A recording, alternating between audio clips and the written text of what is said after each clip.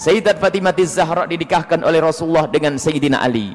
Permulaannya adalah dimulai dari Sayyidina Abu Bakar As-Siddiq yang datang kepada Sayyidina Rasulullah untuk meminang putri beliau yang bernama Sayyidat Fatimah Az-Zahra. Rasulullah menjawab, aku menunggu berita dari langit. Sampai datang qada, ketentuan dari Allah, ditolak dengan lembut dan Sayyidina Abu Bakar tidak marah. Sayyidina Abu Bakar tidak marah, ditolak karena memang belum waktunya dan memang sudah diatur oleh Allah, nanti ada yang meminang pada waktunya, nanti orang yang sangat dicintai oleh Rasulullah yang juga sangat mencintai Rasulullah. Bukan Sayyidina Abu Bakar tidak dicintai oleh Rasulullah, bukan Sayyidina Abu Bakar tidak pantas menjadi menantu Rasulullah, tidak.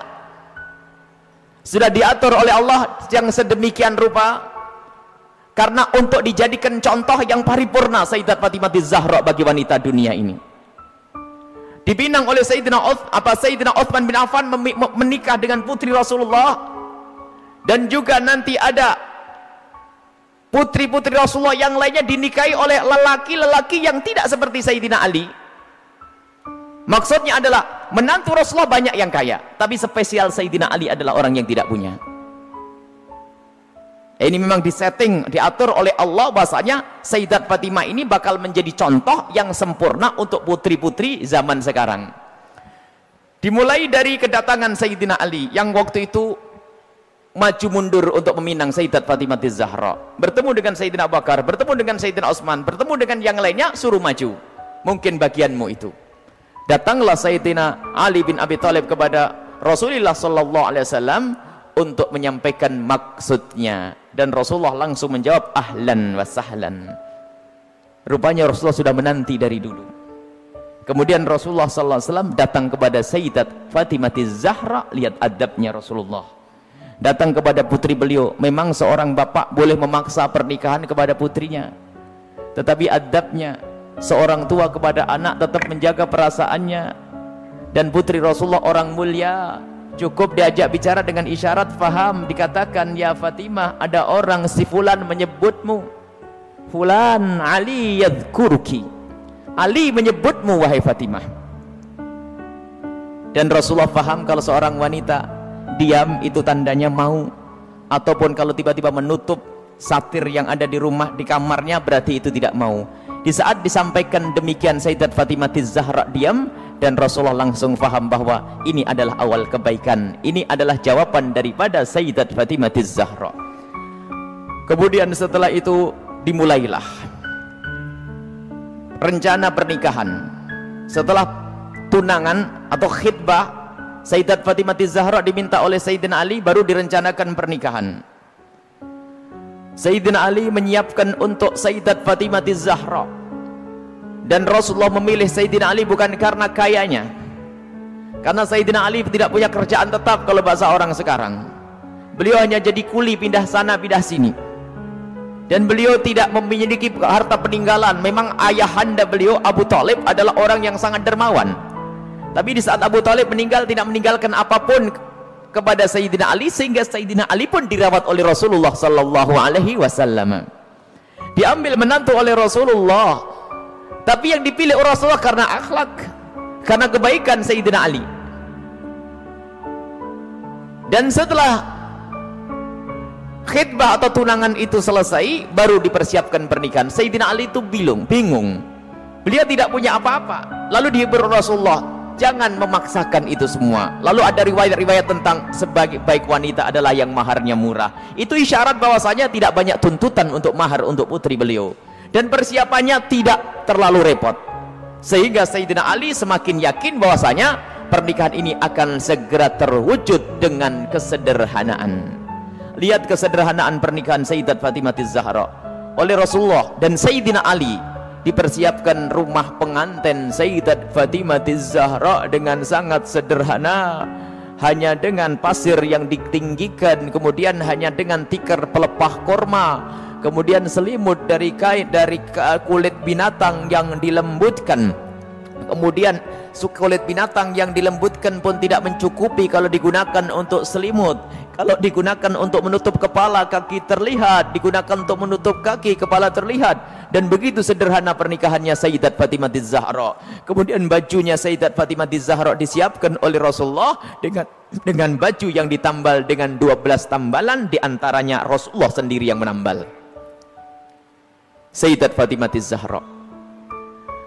Kemudian setelah terjadi pernikahan, Masya Allah, bergembiranya Rasulullah, dan kegembiraan Rasulullah ini dibarengi dengan doa-doa sampai Nabi Muhammad mengatakan, Allahumma innahuma ahabbun nasi ilaina fa'ahibbahuma wa barik lahuma wa fi naslihima. Berdoa Rasulullah untuk Sayyidat Fatimah Az-Zahra dengan Sayyidina Ali, ya Allah, sungguh aku mencintainya dan aku mencintai keduanya, dan berkailah keduanya dan berkailah keturunannya. Dan benar-benar keturunan Rasulullah ini diberkahi. Dan itu juga dalam suatu riwayat yang diriwayatkan oleh Imam Muslim, inni tarikun fikum ats-tsaqalaini, aku meninggalkan kepada kalian dua hal yang amat berat, yang amat hebat. Dan ini hadis sangat sahih diriwayatkan oleh Imam Muslim dan tidak bertentangan dengan hadis yang sering masyhur kita sebut. Hadis ini berbunyi, ini tarikun fikum ats-tsaqalaini ma in tamassaktum bihim ma lan tadhillu min ba'di kitaballahi wa itrati ahla baiti. Disebutkan bahwasanya aku tinggalkan kepada kalian dua hal, jika kau berpegang tidak akan sesat.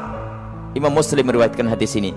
Jika engkau berpegang tidak akan sesat. Yang pertama adalah kitabullah, Al-Quran, wa itrati ahla baiti, dan ahli baitku. Ada yang lain, kitabullah wa sunnati. Kitab Allah dan sunnati, memang hadis yang diriwayatkan oleh Imam Muslim tentang itrah, tentang ahli bait Rasulullah adalah lebih sahih. Akan tapi hadis yang satu sahih, tapi ini tidak bertentangan. Karena apa? Hubungan antara ahli ilmu dengan ahli bait Rasulullah adalah sangat dekat. Kalau bukan ahli baitnya Rasulullah yang punya ilmu, ketahuilah bahwasanya nanti ada pasti saling mengambil. Kalau bukan ahli baitnya Rasulullah sendiri yang langsung punya ilmu, atau mungkin orang itu berguru, pasti nyambung kepada ahli baitnya Rasulullah sallallahu alaihi wasallam. Jadi tidak akan terpisah ini semuanya. Misalnya ada seorang alim Abu Hanifah, dia adalah bukan dari ahli baitnya Nabi Muhammad sallallahu alaihi wasallam. Tanyakan gurunya siapa? Pasti gurunya adalah ahli baitnya Rasulullah sallallahu alaihi wasallam. Jadi kitabullah wa sunnati dengan kitabullah wa itrati tidak terpisah. Tidak terpisah. Jadi saling mengambil ilmu. Nah, keberkahan ahli bait Rasulullah ini atas doa Rasulullah sallallahu alaihi wasallam. Sampai hari ini ulama-ulama, para juru-juru dakwah yang ada di penjuru negeri adalah banyak yang mereka itu adalah ahli bait Rasulullah, atau orang yang sambung ilmunya langsung kepada ahli bait Nabi Muhammad sallallahu alaihi wasallam.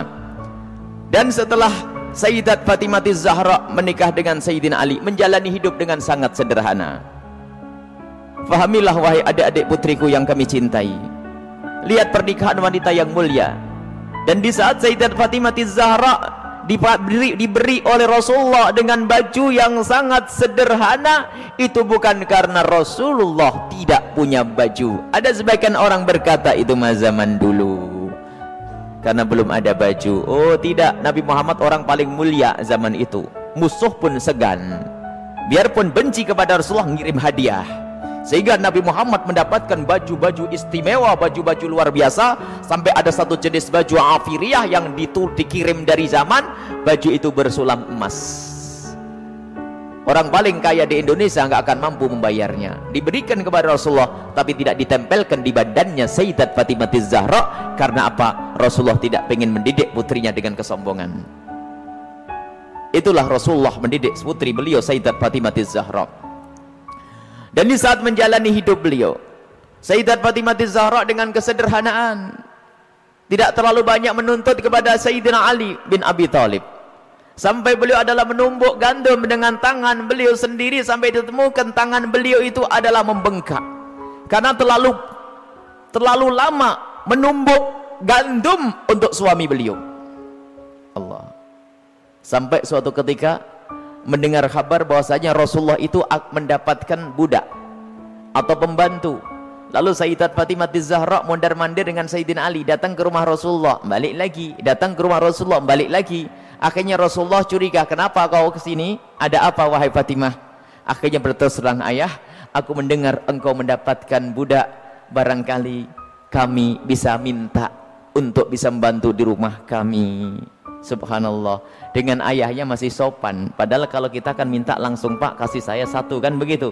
Rupanya adabnya Sayyidat Fatimah Zahra dengan ayahanda beliau seperti itu. Apa jawab Rasulullah? Di sini masih ada ashabus suffah, orang fakir yang datang ke Madinah, mereka perlu makan. Maka akan aku utamakan dia dulu wahai Fatimah, bukan engkau. Jadi ini akan kami jual, aku berikan uangnya atau harganya, aku belikan makanan untuk membiayai orang yang ada di samping masjid yang tinggal untuk beribadah itu. Dan tidak dikasih Sayyidat Fatimah Zahra. Lihat, tidak mementingkan anaknya, tapi mementingkan kepentingan umat. Itulah pemimpin yang sesungguhnya. Hingga setelah itu Rasulullah merasa kasihan. Allah, didatangilah Sayyidat Fatimah Zahra. Didatangi Sayyidat Fatimah Zahra, Fatimah, kau kemarin minta sesuatu kepadaku dan engkau tidak aku kasih, dan sekarang engkau aku kasih lebih bagus dari itu, dan bahkan lebih bagus dari dunia seisinya.